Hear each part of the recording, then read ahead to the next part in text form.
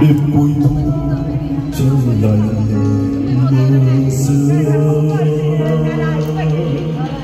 chỉ còn lênh làng phố khuya, không gian ra hương sâu thẳm, từng tiếng chim đêm không quay vòng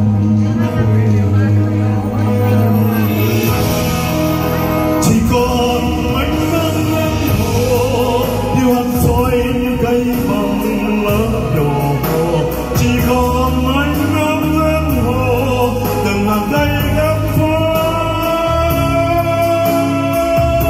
cây ngõ nhìn nhau, chỉ còn nỗi ấm mối tình đầu em đi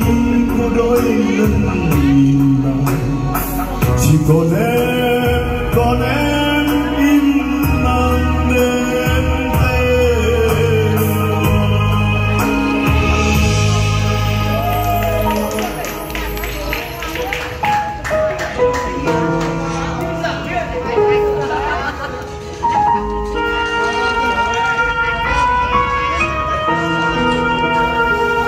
Chỉ còn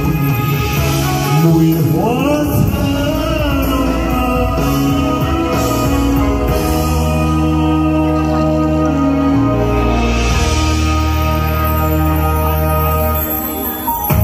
chỉ có mùi hoa sữa lăng trong căn phòng nhỏ, đêm cuối thu trăng lạnh mơ xưa, chỉ còn nói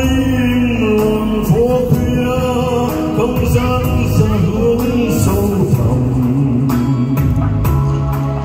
từng tiếng chim đêm không quay vòng về, chỉ còn mấy nắng ven hồ như hắt soi cây bằng lá đỏ, chỉ còn mấy nắng ven hồ từng hàng cây gấm phố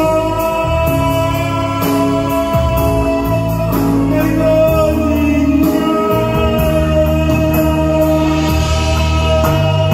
chỉ còn nỗi ấm mối tình đầu